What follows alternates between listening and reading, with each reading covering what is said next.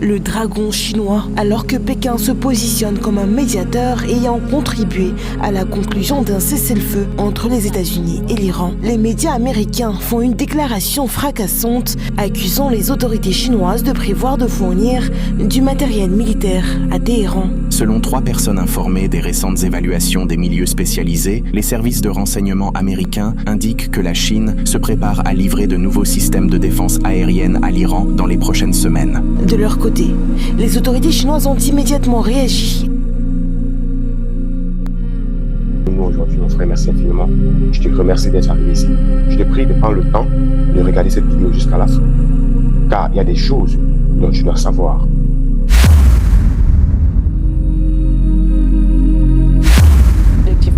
Du blocus est de faire pression sur Téhéran afin d'obtenir des concessions de sa part ainsi que d'intensifier la pression sur ses partenaires clés, la Chine et l'Inde. Dans le cadre de cette opération, la marine américaine bloquera le passage de tout navire à destination ou en provenance des ports iraniens. Donald Trump a également déclaré que certains pays de l'OTAN pourraient apporter leur soutien dans cette opération. Le blocus sera appliqué impartialement aux navires de toutes les nations, entrant ou sortant des ports et zones côtières iraniens, y compris tous les ports iraniens du Golfe Persique et du Golfe d'Oman. Les forces du CENTCOM ne perturberont pas la liberté de navigation des navires transitant par le détroit d'Ormuz à destination ou en provenance de ports non iraniens. Du côté iranien, le CGRI a qualifié les actions des États-Unis d'actes de piraterie et déclaré qu'il considérerait l'approche de tout navire militaire vers les côtes iraniennes comme une violation du cessez-le-feu. Tout comme ils ont subi une défaite historique face à l'Iran en tentant d'ouvrir le détroit d'Ormuz, les États-Unis sont condamnés à échouer dans tout blocus naval. Notre armée ne permettra pas une telle initiative américaine. On dispose de capacités considérables encore inexploitées pour contrer toute menace. L'Iran n'est pas un pays que l'on peut freiner par des tweets et des plans de blocus imaginaires. Pays, c'est du moins ce qui est dans le viseur des Américains, se trouvent également les navires ayant payé les droits de passage à l'Iran. Mais bien sûr, cette décision ne va pas concerner les navires d'autres pays, c'est du moins ce qui suit de la toute récente déclaration du président américain. Avertissement, si l'un de ces navires s'approche de la ligne de notre blocus, il sera immédiatement éliminé, en utilisant le même système de mise à mort que nous utilisons contre les trafiquants de drogue sur les bateaux en mer. C'est rapide et brutal. C'était le cas. Alors si on essaie d'analyser, les États-Unis faisaient la guerre à l'Iran en envoyant des dizaines de missiles, et ici c'est une mesure censée bien sûr faire pression sur Téhéran, mais la question qu'il faut se poser ici, eh bien, ça va durer combien de temps? Combien de temps faudrait-il pour faire plier l'Iran? Donc c'est quelques jours, c'est une semaine, un mois, peut-être un an, on n'en sait rien. En revanche, si on parle des effets à court terme, eh bien, ils sont déjà visibles. C'est la flambée des prix de pétrole, et aujourd'hui, le prix a déjà franchi la barre de $100, et à en croire les autorités iraniennes, ce n'est que le début. Profitez bien des prix actuels à la pompe. Avec ce prétendu blocus, l'époque de l'essence à 4 ou 5 $ va vous manquer. Sécurité des ports de la République islamique d'Iran dans les eaux du Golfe Persique et de la mer d'Oman est menacée.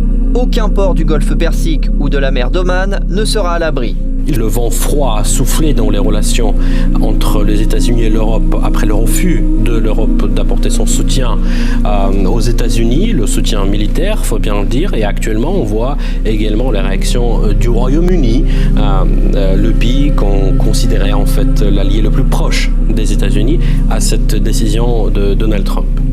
Nous ne soutenons ni le blocus, ni la mobilisation diplomatique et politique. Quant à nos capacités, elles sont immenses, sans aucun doute. De notre point de vue, tout est axé sur la réouverture complète du détroit.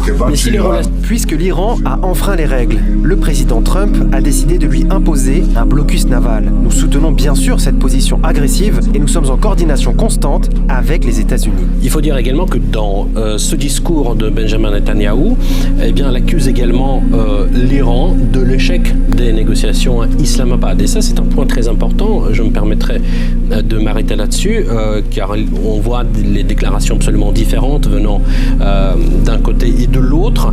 Ainsi, par exemple, pour Donald Trump, la principale pierre d'achoppement dans ces négociations, c'est le refus de ce qu'il considère comme refus de Téhéran de renoncer à ses ambitions nucléaires. Voici sa déclaration. Nous avons accepté beaucoup de choses, mais ils n'ont pas accepté cela. et je pense qu'ils l'accepteront. J'en suis presque sûr. En fait, j'en suis sûr, s'ils n'acceptent pas, il n'y a pas d'accord. Il n'y aura jamais d'accord. L'Iran n'aura pas d'armes nucléaires. Alors ici, il faut faire vraiment beaucoup d'attention aux mots utilisés par Donald Trump, les ambitions nucléaires. Cela veut dire quoi en pratique? Si ça veut dire les armes nucléaires, là il faut dire que l'Iran, on l'a déjà déclaré à maintes reprises, qu'il n'envisage pas de se doter des armes nucléaires. Et s'il s'agit par exemple de la possibilité d'avoir les ambitions en ce qui concerne l'énergie nucléaire, l'atome nucléaire, la médecine nucléaire, alors ici il faut se poser la question pourquoi l'Iran ne mérite pas le droit d'utiliser l'atome nucléaire à des fins pacifiques. Donc comme vous pouvez voir, il y a vraiment beaucoup de questions, et déjà si on parle des armes nucléaires, la question qu'il faut se poser, où en est-on avec les armes nucléaires en ce qui concerne Israël? Parties directement impliquées dans le conflit au Moyen-Orient, à savoir Washington, Téhéran et Tel Aviv, d'autres figures qui influencent d'une manière ou d'une autre la situation sont également présentes dans cet échiquier. Parmi ces dernières, le dragon chinois, alors que Pékin se positionne comme un médiateur ayant contribué à la conclusion d'un cessez-le-feu entre les États-Unis et l'Iran. Les médias américains font une déclaration fracassante accusant les autorités chinoises de prévoir de fournir du matériel militaire à Téhéran. Selon 3 personnes informées des récentes évaluations des milieux spécialisés, les services de renseignement américains indiquent que la Chine se prépare à livrer de nouveaux systèmes de défense aérienne à l'Iran dans les prochaines semaines. De leur côté, les autorités chinoises ont immédiatement réagi et déclaré sans ambages qu'elles n'avaient jamais fourni ni n'avaient l'intention de fournir le moindre matériel militaire à d'autres pays, y compris l'Iran. La Chine a toujours adopté une attitude prudente et responsable à l'égard des exportations militaires en appliquant des contrôles stricts conformément à ses propres lois et réglementations en matière de contrôle des exportations ainsi qu'à propos de ses obligations internationales. Nous nous opposons aux campagnes de dénigrement infondées et à tout rapprochement malveillant. Pour autant, la Chine reste bel et bien un pays ami de l'Iran. Ainsi, les navires chinois, tout comme les navires russes et indiens, peuvent traverser librement le détroit d'Ormuz. Pékin est un partenaire commercial essentiel de Téhéran. 80% des exportations de pétrole iranien sont destinées à la Chine. C'est précisément cette coopération commerciale qui semble être une épine dans le pied des États-Unis. En effet, Donald Trump a proposé à la Chine d'acheter du pétrole au Venezuela, même à un prix inférieur. Fin de citation. Dans le même temps, Donald Trump a menacé la Chine de droits de douane de 50% si elle venait à livrer des armes à l'Iran. J'entends des actualités selon lesquelles la Chine aurait fourni des missiles portatifs, ce qu'on appelle des missiles portatifs, des missiles anti-aériens. Je doute qu'ils le fassent car j'ai une relation avec eux et je pense qu'ils ne feraient pas cela. Mais peut-être qu'ils l'ont fait un peu au début, mais je ne pense pas qu'ils le fassent encore. Cependant, si nous les prenons sur le fait, ils écoperont de droits de douane de 50%, ce qui est un montant faramineux. Toutes ces déclarations sonnent à l'approche des négociations entre Donald Trump et Xi Jinping dès la mi-mai. Le président américain prévoit de se rendre à Pékin. Entre-temps, la Chine continue de développer activement sa politique étrangère. Ce 13 avril, le prince héritier d'Abu Dhabi et le premier ministre espagnol sont en visite officielle dans l'Empire du Milieu. Plus de 5 millions de Hongrois se sont rendus aux urnes pour voter, un taux de participation record par rapport aux élections précédentes. Selon les premiers résultats, avec près de 99% des votes dépouillés, Viktor Orban du parti Fidesz a subi une défaite face à son adversaire. Il n'obtiendra que 56 sièges au Parlement contre 136 pour les partisans de Peter Magyar. Ces résultats suscitent des réactions mitigées au sein de la population. Si certains se réjouissent et entrevoient un avenir prometteur, d'autres sont plus hésitants.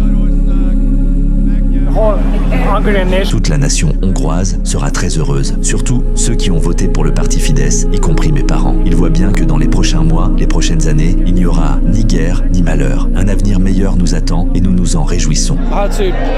Vu le gouvernement précédent, c'est difficile à imaginer. Difficile de croire qu'avec une majorité des 2/3, ce sera un gouvernement juste. Mais on verra bien. Espérons que ces 4 années seront prometteuses.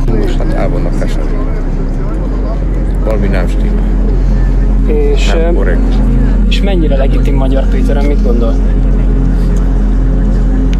Róla nem nyilatkozik. Köszönöm szépen. Utolsó kérdés. Most mit lát jönni az elkövetkezendő hetekben? Megbékélés lesz, tüntetések lesznek, zavargások, mit jósol ön? És mit vár az elkövetkezendő hetekben? Megbékélést, esetleg tüntetéseket, zavargásokat? Cela m'est égal, advienne que pourra. Allez, mais il pourrait même y avoir de nouvelles élections. Je pense que s'ils peuvent prouver, par exemple, que des votes ont été achetés à grande échelle, alors de nouvelles élections pourraient très bien avoir lieu. C'est son adversaire, Peter Magyar, qui a clamé la victoire. Le peuple hongrois a dit aujourd'hui oui à l'Europe, oui à une Hongrie libre. Le chef du parti TISA a dans la foulée appelé à la démission de l'ensemble des dirigeants du pays, y compris du président Tomáš Súlyog. Il a également exigé la démission du président de la Cour suprême, du procureur général, du directeur de l'autorité de régulation des médias, ainsi que d'autres hauts responsables. Viktor Orban a accepté les résultats lors d'un discours affirmant que son parti, le Fidesz, servirait son pays et la nation hongroise dans l'opposition. C'est donc une page qui se tourne partout. Au sein des élites européennes et européistes, c'est un immense ouf de soulagement, à commencer par le Premier ministre polonais. Salut Peter. Oh, je suis si heureux. Je crois même que je suis plus heureux que toi, tu sais. Avec une joie non dissimulée, la présidente de la Commission européenne a félicité le vainqueur. Aujourd'hui, l'Europe est hongroise, sans aucun doute. Le peuple hongrois s'est prononcé et a retrouvé sa voix européenne. C'est une victoire pour les libertés fondamentales. Ce résultat renforce notre union. Elle est encore plus unie. C'était une soirée exceptionnelle hier. Volodymyr Zelensky a lui aussi salué la victoire de Peter Magyar, bien heureux de se débarrasser de son prédécesseur, avec qui il entretenait, il faut bien le dire, des relations exécrables.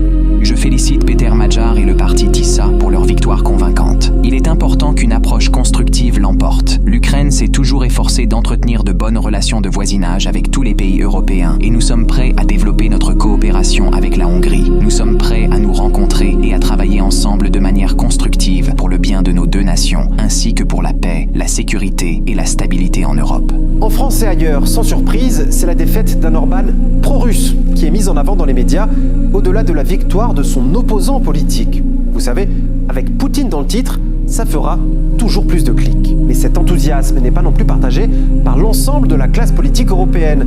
La Slovaquie, l'autre pays rebelle de l'Union européenne, se retrouve seul dans son combat. La victoire de Magyar signifie que la machine de guerre bruxelloise va se renforcer. Un agent de Zelensky va prendre la tête de la Hongrie. L'Europe fonce vers la guerre contre la Russie. Et les seuls qui se tiennent sur son chemin, c'est Robert Fico et nous qui sommes derrière lui. Le Premier ministre slovaque a pris acte de cette nouvelle donne politique, tout en soulignant que la géographie ne change pas et que les deux pays enclavés partagent les mêmes problématiques énergétiques. Je respecte et reconnais la décision des citoyens hongrois lors des élections législatives d'hier et je suis prêt à une coopération intensive avec le nouveau Premier ministre hongrois, que je félicite pour son score électoral. Nous prenons une approche commune avec la Hongrie pour protéger nos intérêts énergétiques. Je crois qu'il subsiste un fort intérêt de la part de la Slovaquie, de la Hongrie et de l'Europe centrale dans son ensemble pour le rétablissement du fonctionnement de l'oléoduc Druzhba. Reste maintenant à voir comment le nouveau venu à la tête de la Hongrie va exercer le pouvoir, comment il va se frotter à la réelle politique,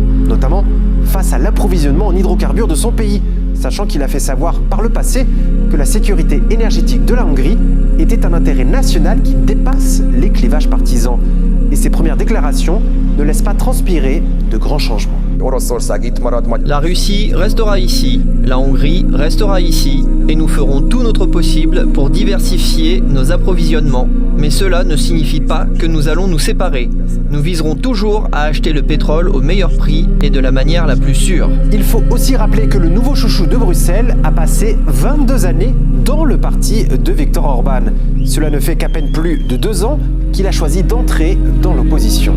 Et puis il y a l'Ukraine. Même s'il souhaite normaliser les relations avec Kiev, il rejette son adhésion accélérée à l'UE et est opposé à l'envoi d'armes. Lors de sa campagne, il n'avait d'ailleurs pas promis explicitement de lever immédiatement le veto hongrois sur les 90 milliards d'euros de prêts à l'Ukraine, et on dirait qu'il compte ne rien changer.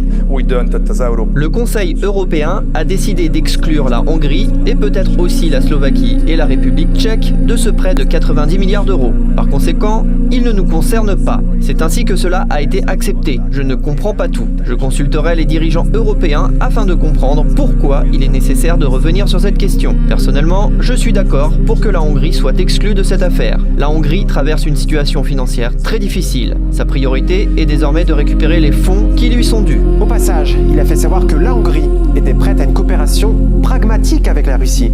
Une position d'ailleurs partagée par Moscou. Nous comptons sur la poursuite de nos échanges très pragmatiques avec les nouveaux dirigeants hongrois, d'autant plus que nous avons pris note des déclarations concernant la volonté de mener un dialogue. Naturellement, cela sera bénéfique tant pour Moscou que pour Budapest. La fête est finie pour Viktor Orban, mais pour Peter Magyar, le vrai test commence. Saura-t-il concilier son discours pro-européen avec les réalités énergétiques de la Hongrie et la question ukrainienne? Entre Budapest, Kiev et Bruxelles, le nouveau Premier ministre hongrois marche déjà sur un fil. Merci d'avoir regardé la vidéo. Merci infiniment. Merci, mille merci. Je te prie de liker, de commenter, de partager. Surtout, mon frère, donne-moi ton avis en commentaire. Donne-moi ton avis. Cela est important. Et mets un pouce bleu pour rappeler aux algorithmes de YouTube que nous travaillons et que vous nous suivez. Je te remercie d'être passé par ici.